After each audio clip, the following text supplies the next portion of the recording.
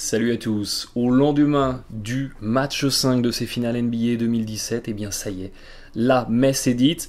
Les Warriors sont champions, la saison est terminée. On a vécu le dernier match de cet exercice 2016-2017, un match une nouvelle fois placé sur le signe de l'attaque. Avant de faire ma petite analyse de débrief de ce match 5, eh bien, je tenais à vous remercier pour cet exercice 2016-2017 qu'on a passé ensemble. Merci d'avoir été à mes côtés, merci d'avoir porté la basketologie. C'était très très sympa de vous compter à mes côtés. Mais voilà, trêve de remerciements, ça c'était la petite parenthèse. On va s'intéresser maintenant à ce match 5. Un match 5 donc remporté par les Warriors, encore dans une configuration d'orgie d'attaque. 250 points quasiment marqués en combiné sur les deux équipes. Un match qui s'est dessiné grâce à deux runs qui auront été complètement décisifs passés par les Warriors. Un au milieu du second quart-temps, où on va passer un 22-2 qui a changé le cours du match. Et puis alors que Cleveland était en train de grignoter son retard, eh bien sur le quatrième quart-temps, il y a passé en cumulé, si je ne vous dis pas de bêtises, un 24-13 sur ce segment ici, qui permet aux Warriors eh bien, d'attaquer sereinement la fin de match et de l'emporter.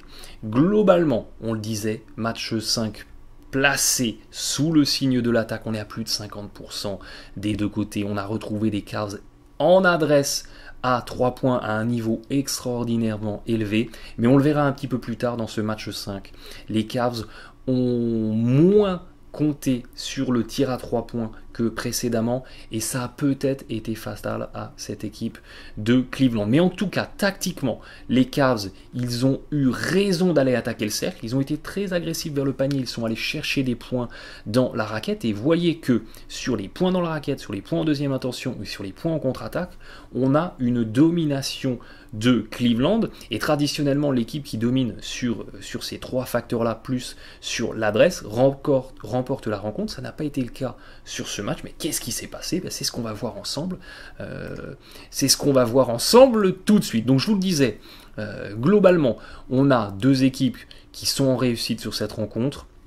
On a deux équipes qui sont quasiment comme précédemment sur les trois derniers matchs de ces finales. On a trois équipes qui sont quasiment en photocopie, en symétrie statistique. On retrouve effectivement le facteur 3 points. Le facteur 3 points qui aura été encore un décisif. Vous voyez qu'on a tenté que 24 3 points côté Cavs sur 90 pratiquement tirs tentés. On est à 30% d'utilisation du tir à 3 points. C'est très en deçà des standards des Cavs en playoff. Vous allez voir exactement ce qui s'est passé dans cette analyse de l'attaque des Cavs. Je vais vous montrer ça un petit peu plus tard. Côté Warriors, on est à 37% de réussite à 3 points. C'est plus ou moins les standards des playoffs où, je crois de mémoire, on est à 38%. Donc on a été en adresse au niveau qu'on connaissait les Warriors jusque-là, mais avec un taux d'utilisation très élevé, pratiquement 40 tirs à 3 points tentés sur 90 tirs tentés au total. On est dans les 45% de taux d'utilisation d'un 3 points, donc du 3 points. Donc on a échangé un petit peu les costumes dans ces deux équipes, où les Cavs ont moins tiré à 3 points, plus attaqué le cercle, et où les Warriors eh bien, ont davantage tiré à 3 points. Ça a été une locomotive de leur attaque, et puis je pense que côté Cleveland, on va regretter d'avoir abandonné 8 points sur la ligne des lancers. 65% de réussite au lancer, c'est relativement faible, et ça a pu, dans une certaine mesure, eh bien, enfoncer un petit peu cette équipe des Cavs. Au global, côté Cavaliers, on finit à 1,19 points par possession. C'est absolument énorme, et c'est le rendement offensif qu'on a connu sur ces playoffs. Côté Cavs, des Cavs qui sur ces playoffs étaient en mode excellence. Donc on a bien attaqué côté Cavaliers sur ce match 5. On n'a pas à rougir de l'attaque, on a vraiment bien attaqué. Cleveland a été extrêmement combatif. D'une manière générale, sur les trois derniers matchs des finales, j'ai vraiment été surpris par le niveau des Cavs qui, même si ils semblaient complètement dominés à la fois en attaque et en défense, et bien sur les trois derniers matchs, ils ont vraiment été combatifs, ils ont vraiment posé un vrai défi aux Warriors, et cette combativité est vraiment à saluer. Cleveland a mis de l'intensité et a fait de ses finales NBA 2017, même si ça s'est joué en 5 matchs et même si ça a été plutôt à sens unique, ces finales 2017 ont été plaisantes à regarder. Petite parenthèse. Mais donc, sur ce match 5, Cleveland attaque bien. Par contre, on a revu les Cavs qui ont fait un petit peu trop d'isolation. On est à moins de 50% de passes décisives, donc il y a un panier sur 2 marqué côté Cavs qui n'a pas généré de passes décisives. On a perdu pas mal de ballons, 15%, c'est beaucoup. On est à 1,5 en passes décisives, en ratio passes décisives, ballons perdus, c'est faible. On a par contre été agressif au rebond offensif, ça c'est bien, 30% de rebond offensif. Cleveland en a besoin. Cleveland en a besoin de ces rebonds, mais globalement sur la rencontre, on est dominé. Les Warriors ont pris plus de rebonds proportionnellement que cette équipe des Cavs. On termine quand même à 61% de réussite au tir réel, c'est absolument énorme. Cleveland peut remercier J.R. Smith et peut remercier Tristan Thompson, Richard Jefferson et LeBron James pour leur agressivité au rebond offensif. Sans les 3 points miraculeux de J.R. Smith, il y en a au moins 3 ou 4 qui sont marqués quasiment en Ave Maria, extrêmement bien contestés. Sans ces 3 points-là et sans les rebonds offensifs, Cleveland aurait pris au moins 20 points dans ce match. C'est vraiment l'adresse à 3 points et les rebonds qui ont permis aux Cavs de rester au contact et qui leur ont permis de finalement arracher un 1,19 points par possession. C'est énorme. Côté Warriors, eh bien, certes, on a pris un bouillon, parce qu'encaisser 1,19 points par possession, c'est beaucoup, mais derrière on a déroulé une attaque encore plus florissante, 1,26 points par possession. C'est absolument énorme, on est sous les 60% de passes décisives côté Warriors, c'est pas tout à fait dans leur standard. On a vu effectivement sur ce match des Warriors utiliser beaucoup plus de séquences de pick and roll, beaucoup plus de séquences d'isolation, là où traditionnellement ils font beaucoup de hand-off, beaucoup de flare screen, beaucoup de cut, bref, beaucoup de démarquage sans ballon. Là, ça aura été beaucoup moins vrai sur ce match 5. On maintient quand même un assist turnover ratio au-dessus des 2, c'est bien. On a également été très agressif au rebond offensif et globalement on gagne la bataille du rebond sur ce match 5 et on va arracher un 63% de pourcentage au tir réel, c'est absolument énorme et ça expose toute la problématique de cette équipe des Cavs. Cleveland condamné à l'exploit offensif pour s'imposer parce que derrière, eh bien, ils ne peuvent pas miser sur leur défense et c'est ce qui s'est passé dans ce match. Ils ont bien attaqué, mais ça n'a pas été suffisant.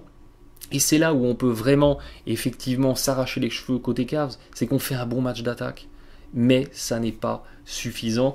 Et on peut comprendre dans une certaine mesure la frustration d'un LeBron James, la frustration d'un Irving, la frustration même d'un coaching staff, c'est que on a fait un super boulot, on a tout donné en attaque, mais à défaut de pouvoir compter sur une défense solide, eh bien on a trouvé plus fort que nous à notre propre jeu, et c'est exactement ce qui s'est passé sur ce match 5.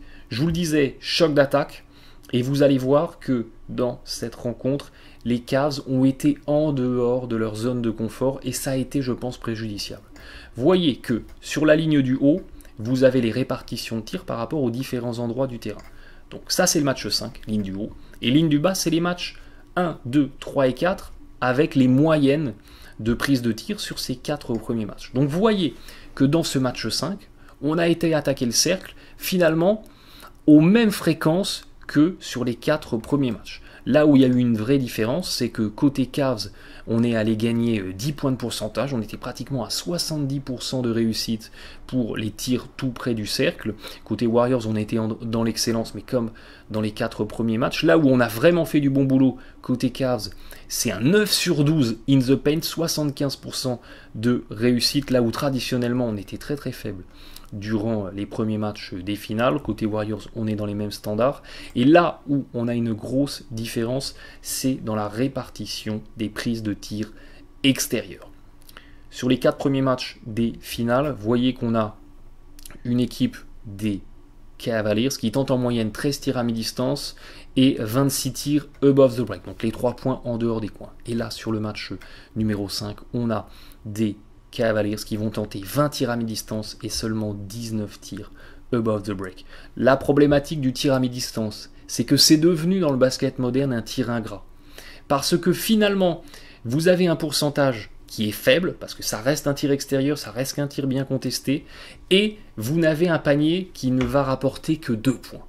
Donc on n'a pas l'extrapolation du tir à 3 points qui permet, même si on est moins en adresse, d'aller retrouver plus de rendement offensif.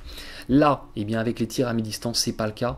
Et finalement, il y a eu un glissement dans les prises de tir de cette équipe des Cavs du 3 points vers le tir à mi-distance, et ça aurait été fatal. Parce que être à 25% de réussite sur 20 tirs tentés, qui sont des tirs qui ne peuvent rapporter que 2 points, eh bien, au final, ça ne vous rapporte, vous voyez, ils en ont mis 5 sur 20 tentés, ça ne vous rapporte que 10 points sur ce que potentiellement vous auriez pu en aller chercher, en chercher 40, là où si ça avait été des tirs à 3 points, vous en tentez 20, vous pouviez aller chercher 60 points, et en mettant 5, vous alliez chercher 15 paniers. Donc il y a eu un glissement des prises de tir du 3 points vers le tir à mi-distance, et ça aura été fatal. Là où côté Warriors, on est resté globalement dans les standards, des finales jusque-là, et ce glissement des 3 points vers le tir à mi-distance aura pénalisé le rendement offensif de ces Cavs.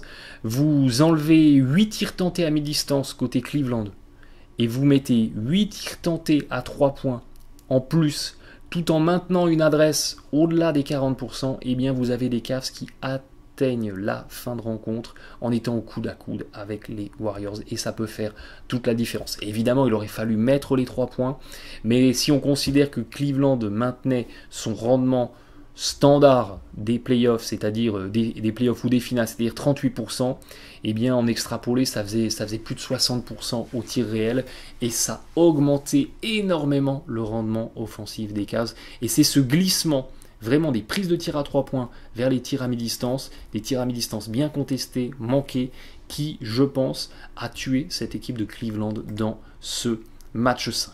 Côté Cavs, Love et Irving, 11 sur 30, relativement décevant en attaque, et les Cavs avaient besoin d'un Big 3, d'un Big 4, où les 3 ou 4 joueurs, si on attaque J.R. Smith, eh bien, étaient dans un rendement offensif excellent. Ça n'a pas été le cas, ça aurait été fatal aux Cavaliers. Côté Warriors, Draymond Green et Klay Thompson ont également fait un match d'attaque relativement décevant, 7 sur 23, c'est faible. Heureusement, les Warriors ont pu compter sur leur défense, et c'est tout l'avantage d'avoir ce qu'on appelle des two-way players, des joueurs qui peuvent, si ils ne sont pas dans un soir d'attaque, eh bien compenser en apportant de la défense, et c'est beaucoup moins vrai avec Kyrie Irving et Kevin Love, et on en revient toujours à la même problématique, la défense des Cavs. Des Cavs, on le disait, qui ont réussi à se maintenir à flot et éviter le blowout grâce à LeBron James et J.R. Smith, qui cumulent un 28 sur 41 au tir, pratiquement 70%,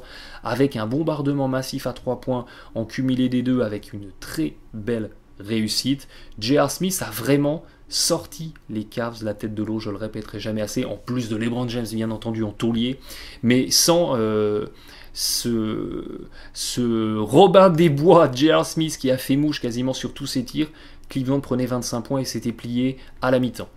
Côté Warriors, on a pu compter évidemment sur les deux MVP, Kevin Durant, Steph Curry, qui cumulent 24 sur 40 au tir, soit 100% de réussite, les deux tauliers qui ramènent le titre à la maison. Et puis c'est intéressant, des deux côtés, on a pu compter sur un joueur facteur X qui a apporté de l'attaque là où on ne l'attendait pas spécialement sur le terrain offensif. Côté Cavs, c'est Tristan Thompson qui apporte 6 sur 8 au tir et de très belle qualité de finition dans la raquette. Et puis côté Warriors, c'est Iguodala, 9 sur 14 au tir, avec beaucoup de drive, beaucoup de dunk et un petit peu de réussite à 3 points qui aura permis eh bien, à cette équipe des Warriors d'avoir un petit coup de boost en sortie de banc.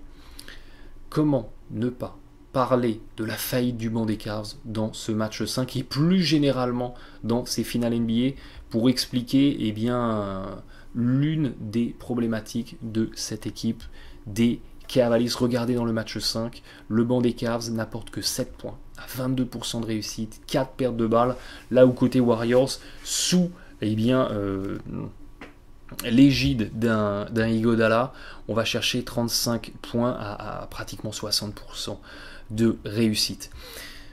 C'est toute la problématique des Cavs, en plus de la défense, c'est l'apport du banc. Et côté Warriors, on a en sortie de banc des joueurs qui peuvent apporter de l'intensité défensive. Livingston, Iguodala, David West et même le rookie Mako, quand ils arrivent en sortie de banc, ils arrivent un petit peu comme des pitbulls, prêts à apporter leur énergie pour apporter de la défense et fatiguer l'adversaire. On n'a pas ça côté Cavaliers. On n'a pas ces joueurs qui, en sortie de banc, apportent vraiment de l'intensité défensive. Il y a un petit peu de Schumpert, mais dans ce match 5, par exemple, il ne joue quasiment pas. Et du coup, Jefferson, D-Will, Kyle Korver, on ne peut pas considérer que ce sont des pitbulls défensifs. Et s'ils sont dans un soir sans en attaque, ce qui a été le cas sur ce match, eh bien, on ne peut compter ni sur eux pour l'attaque, ni sur eux pour la défense, et ça fait beaucoup. Il y a vraiment un déficit de qualité d'attaque et de qualité de défense du banc des Cavaliers, ce qui condamne les titulaires finalement à la surutilisation. On va être obligé d'utiliser Irving et James plus de 40 minutes, et ça condamne les titulaires à l'exploit offensif et défensif. Et avouez que ça fait beaucoup. Avouez que ça fait beaucoup. Et on a beau s'appeler LeBron James, on a beau être un super mutant, peut-être l'un des meilleurs joueurs de l'histoire de la NBA, eh bien ça ne suffit pas. Et ça s'est encore confirmé sur ce match 5. Cette faillite du banc côté Cavaliers, elle est vraiment symptomatique, elle est vraiment inquiétante. Parce que, regardez, j'ai encore refait les deux lignes, ligne du haut, les finales, ligne du bas, les playoffs avant les finales. On avait côté Cavaliers, sur les 13 premiers matchs des playoffs, un banc qui apportait pratiquement 50% de réussite au tir, 46% de réussite à 3 points et un plus-minus à 1,3. Donc le banc des Cavs surclassait le banc adverse. Côté Warriors, on était aussi dans l'excellence, et sur ces finales, les 49% sont devenus du 30% et le 46% à 3 points est devenu du 22%. Et on a évidemment un plus-minus qui est négatif pour le banc des Cavs, là où les Warriors, eh bien, ils ont maintenu leur excellence des joueurs du banc jusque-là en play-off sur ces finales, et ça aura été l'une des différences.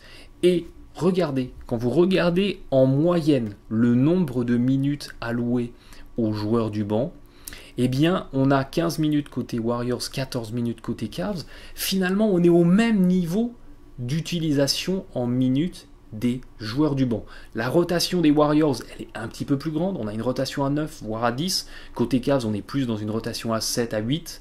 Mais on a autant besoin du banc côté Cavs que du côté des Warriors, parce que quoi qu'il arrive, effectivement, on a besoin de faire souffler les titulaires, de créer une rotation, et on ne peut pas faire jouer 48 minutes que 5 joueurs. Donc cette faillite du banc, faillite d'attaque, faillite de défense aura été complètement fatale à cette équipe des Cleveland Cavaliers. Et c'est très intéressant, sur ce match 5, les deux runs majeurs qui ont été passés par cette équipe des Warriors, eh bien ces runs auront été passés avec des joueurs du banc présents sur le terrain, et dans des moments du match où c'est traditionnellement les 5 mineurs, je mets 5 mineurs entre guillemets, qui s'affrontent le deuxième quart-temps et le début du quatrième. Dans ces runs, vous voyez le premier, le fameux 22-2, eh bien les Warriors auront été en insolence totale à 3 points, 5 sur 6 au tir à 3 points, 7 sur 8 sur le volume de tir total, 3 sur 4 au lancer, là où les Cavs eh bien, seront passés complètement à côté en attaque, seulement du 1 sur 5 au tir et du 0 sur 2 au lancer, 2 paires de balles. Et puis dans le deuxième run, le 24-13, on a retrouvé les Warriors en insolence totale au tir, 10 sur 12, 2 sur 4 à 3 points, et dans les deux runs, on a un Kevin Durant 5 sur 5, dont 1 sur 1 à 3 points, et là il nous faisait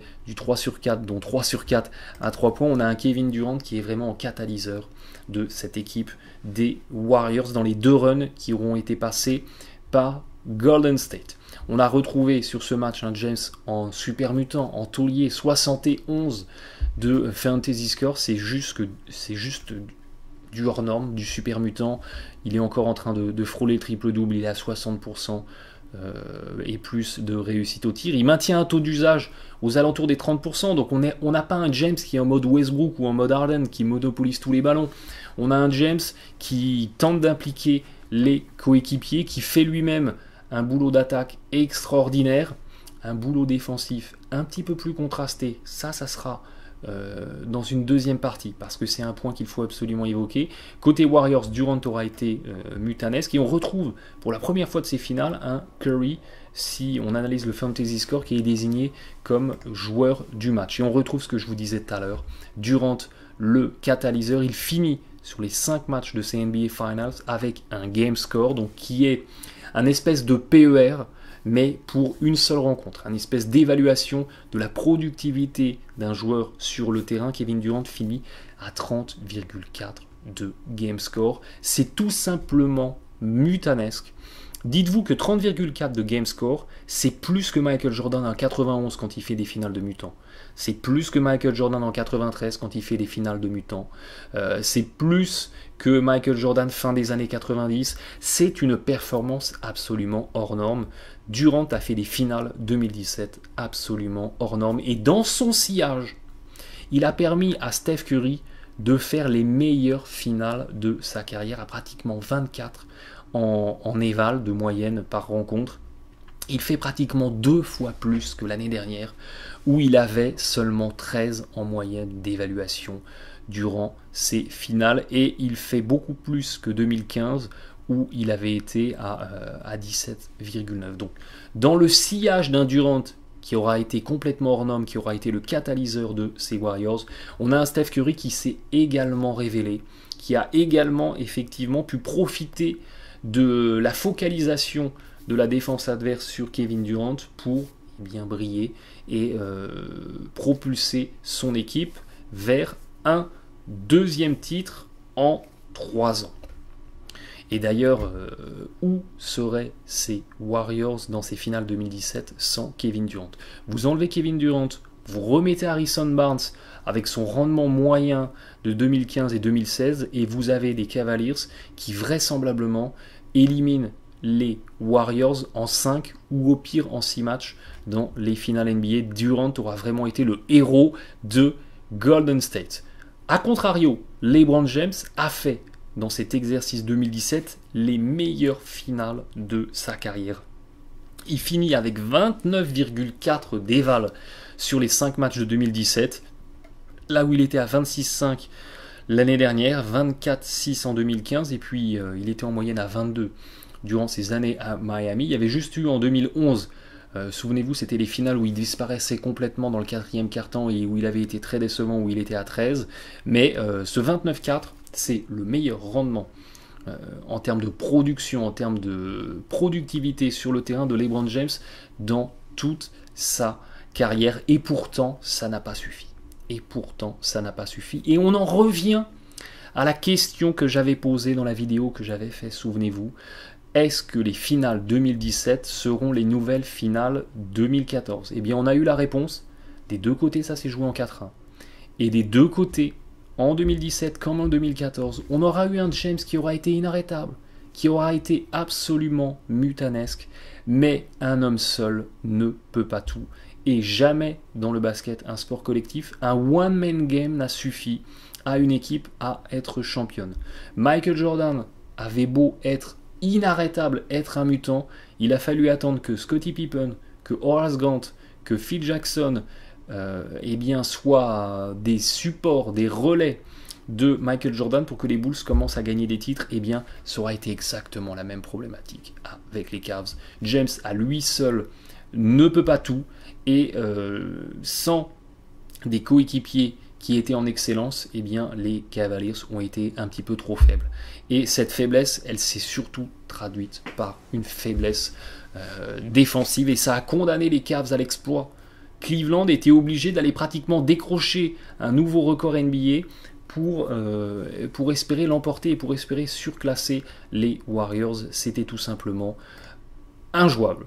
On a eu effectivement dans ces finales un choc d'attaque, et ça s'est confirmé dans la production des Cavaliers. Globalement, sur ces finales 2017, le Big 3, le Big 4 de Cleveland, individuellement, a été plus efficace que l'année dernière. Donc on a mieux joué en attaque côté Cavs, on a un James, un Love, un Irving, un J.R. Smith qui ont plus produit sur le terrain en 2017 qu'en 2016. Bon, Irving fait 18-2, il avait fait 19-1. Globalement, il est dans les mêmes standards. On va pas pinailler. Globalement, il est dans les mêmes standards. Et on a une équipe des Cavs, vous voyez, qui va mettre en moyenne 1,14 points par possession en 2017, là où ils avaient mis 1,09 points par possession en 2016. Donc, le choc d'attaque, l'excellence de l'attaque, on l'a eu. Par contre, là où on a souffert, c'est en défense. L'année dernière, on avait réussi à neutraliser un petit peu ces Warriors, à les limiter à 1,08 points par possession, là où cette année, eh bien, ils ont tourné à 1,21 points.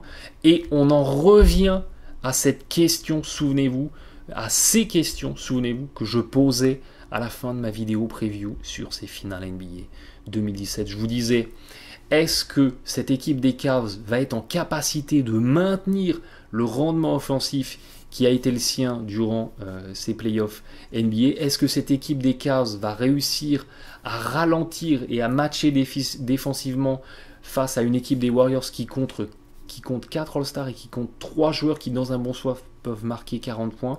Eh bien, on a eu la réponse. La réponse est non. Défensivement, les Cavaliers n'ont pas réussi à tenir les Warriors. Et finalement, au petit jeu de qui pourra attaquer le mieux, à défaut de pouvoir suffisamment gêner l'attaque des Warriors, eh bien, les Cavs ont perdu. Les Cavs ont perdu et ils ont trouvé plus fort qu'eux pour ce qui est d'aller chercher du super rendement offensif.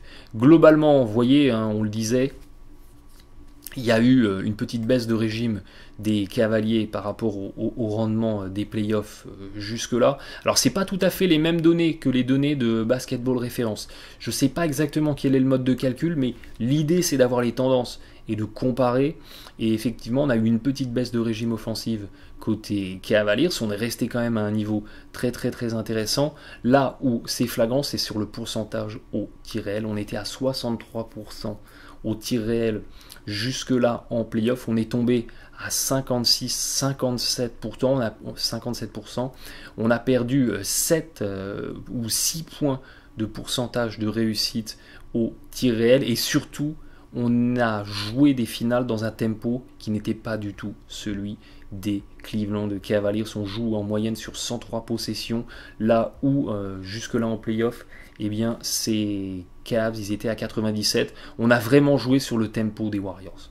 On a vraiment joué sur le tempo des Warriors. Et la maîtrise du rythme, c'était l'une des clés aussi de ces finales NBA. Donc, on n'a pas réussi à maintenir le rendement offensif, l'insolence offensive qu'on avait eu jusque-là en playoff côté Cavaliers, notamment sur l'adresse au tir extérieur et l'adresse au tir à 3 points. Et inversement, eh bien, on n'a pas réussi à contenir eh bien, tous les talents offensifs de cette équipe des Warriors. Donc à tout miser sur l'attaque côté Cavs, eh bien, on a trouvé plus fort que soi. Et en étant dans l'incapacité d'arracher des stops défensifs dans les moments où il fallait le faire, dans les fins de match, où il fallait pouvoir arracher sur 2-3 possessions de suite des stops défensifs, eh bien, on n'arrive pas à si bien attaquer que ça, on n'arrive pas à bien défendre, et bien effectivement face aux Warriors, ça fait trop de faiblesse, et ça aura scellé le destin de ces finales NBA. Et puis vous voyez, côté Warriors, on a été complètement finalement dans les standards des playoffs jusque-là où cette équipe de Golden State avait été invaincue. On a quasiment le même rendement offensif, on a plus de domination au rebond offensif sur les finales, et on a un pourcentage au tir réel qui reste aux alentours des 60%.